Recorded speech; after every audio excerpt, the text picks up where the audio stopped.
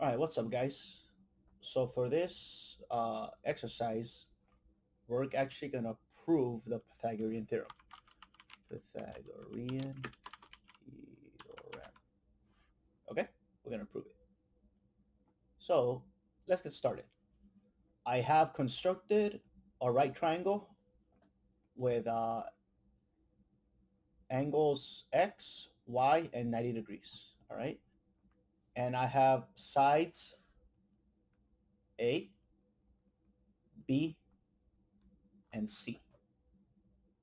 Okay, so out here on the right side, I have two little notes. The sum of triangles angles is 180 degrees, and a line is 180 degrees.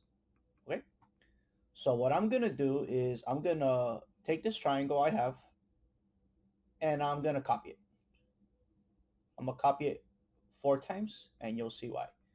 So I'm gonna take it, take the triangle, and I'm gonna duplicate it. So I have this triangle. Okay. Can you erase this, this, and this? And I'm gonna take this triangle. For our purposes, we really don't need to worry about the labels. Just know that they're already there, okay? I'll label it as we construct it. So let's take this triangle and let's duplicate it again. So I'm going to take it and duplicate it. This time, I'm going to duplicate it and I'm going to rotate it so that these sides right here make a line. Okay, right there. Boom. So I have a line now. These triangles make a line right here. Let's get it as good as we can. Okay, so let's label some of the things that we know. So this was A. Oh, it's purple now for some reason. So A and B. And I rotated the triangle, which means that this side is now A and this side is B, right? Because the 90-degree angle is right there and the 90-degree angle is right there. Okay, let's keep duplicating this triangle. So I'm going to take it and I'm going to duplicate it again. And this time I'm going to rotate it and do the same thing. I'm going to connect them right there. Boom.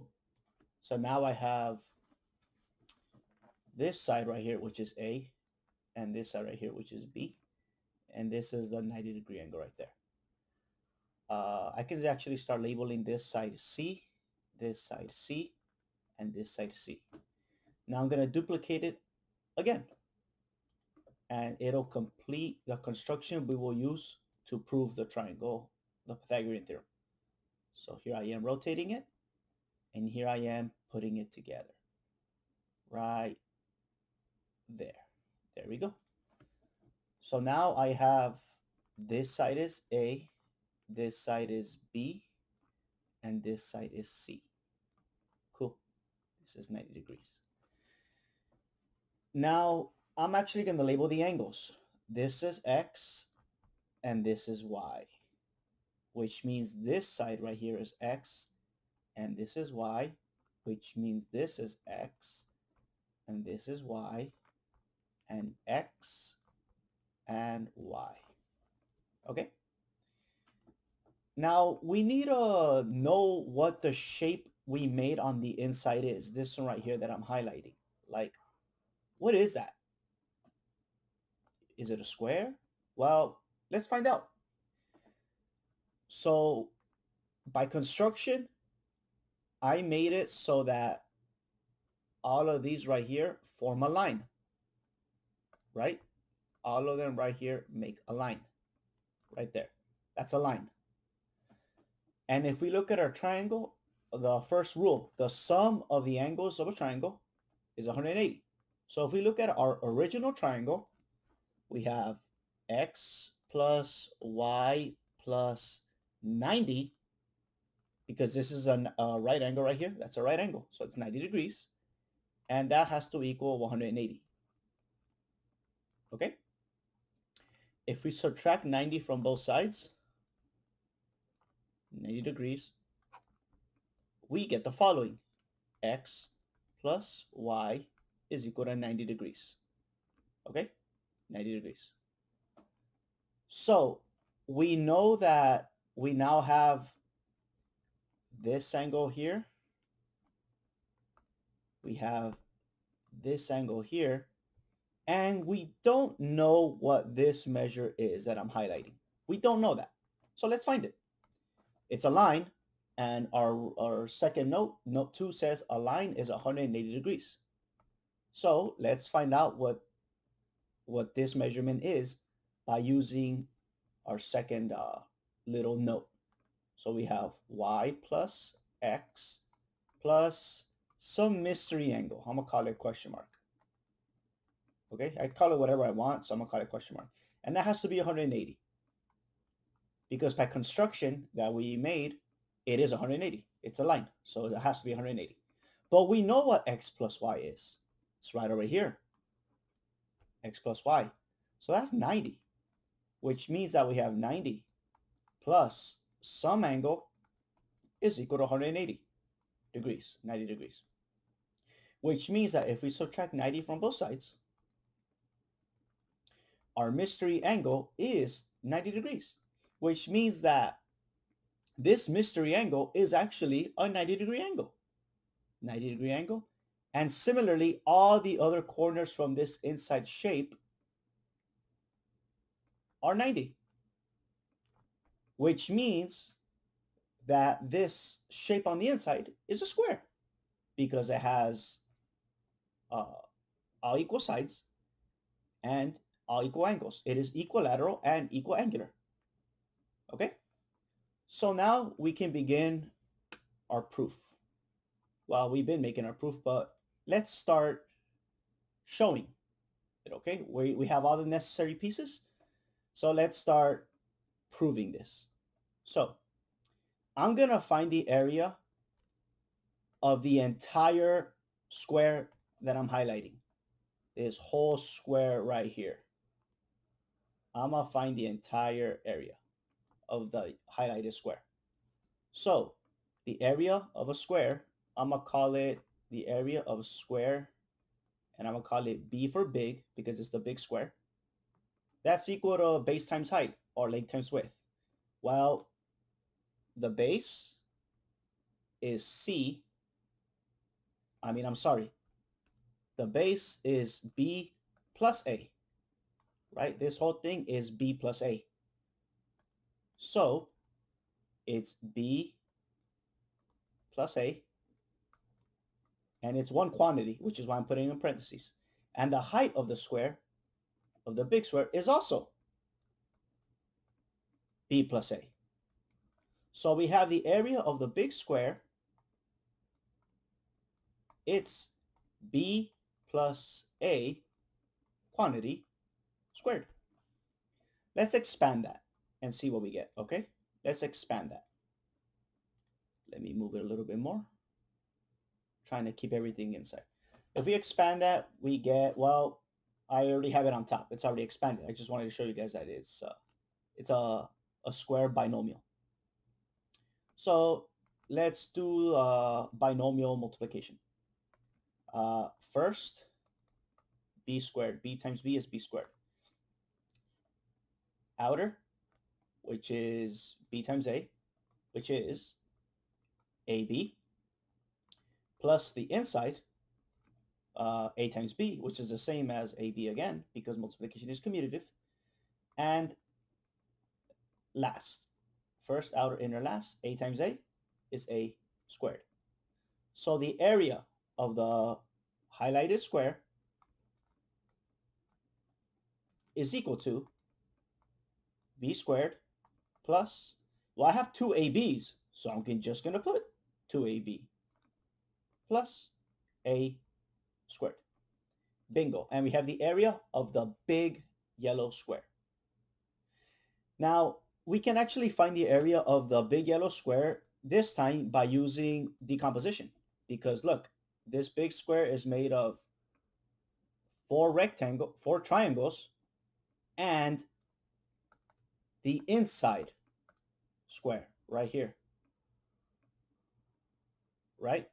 So it stands to reason that if I add, ooh, that's ugly. It stands to reason that if I add the areas of all the shapes that I've constructed, I'll get the area of the big square also. So let's do that. So I'm gonna find the area of one triangle, and that'll give me the area for all of them because all the triangles are the same. They're congruent. I duplicated them. So because they're the same triangle, they are congruent, then they have the same area. So I'm gonna find the area of a triangle. And that's given by the formula 1/2 base times height. So 1/2 base from here to here is the base, which is just b. And the height is from here to here, which is a. So 1/2 a times b. And I have four of them. Four. Here's 1, 2, 3, 4. So that means I have to multiply the triangles by 4 to get the area of all the triangles. So the area for 4 triangles is equal to 4 times one triangle. So it's 4 times 1/2 a times b, which gives us 4 over 2 ba, which is equal to 2ba. So that's the area for all the triangles. Now I'm going to find the area of the inside square. So let me just make sure I'm marking these triangles so that we can keep up with them. I use green, so I'm going to use green. Here we go. So this triangle, right? This triangle, this triangle, and this triangle. They have the area of this, 2ba. All four triangles add up to make that area. So now I'm going to find the area of the inside square. Okay? I'm going to find that area right there. The area of that inside square. Well, the area of a square is given by base times height. But we have C and C.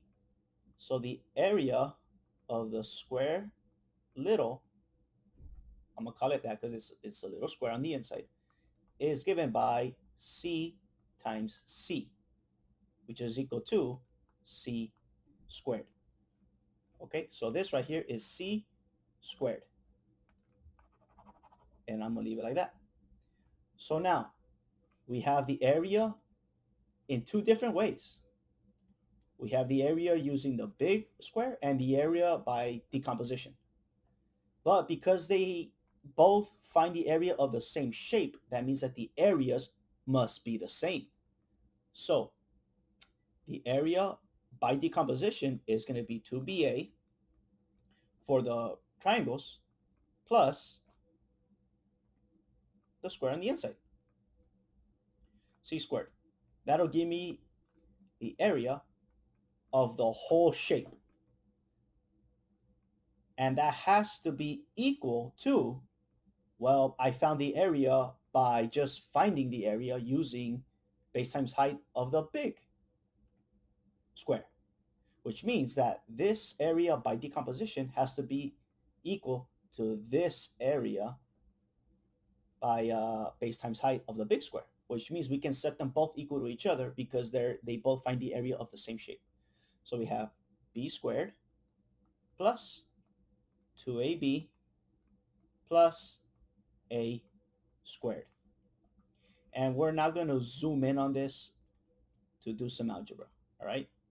If you want to look at the whole shape, you can just rewind the video, all right, guys? So now, let's do some algebra to find out what we get. Well, they both share a 2ab term. Oh, but this is 2ba. It's the same thing. Multiplication is commutative, okay? But if it really bothers you that much, here we go. Let's rewrite it. 2ab plus c squared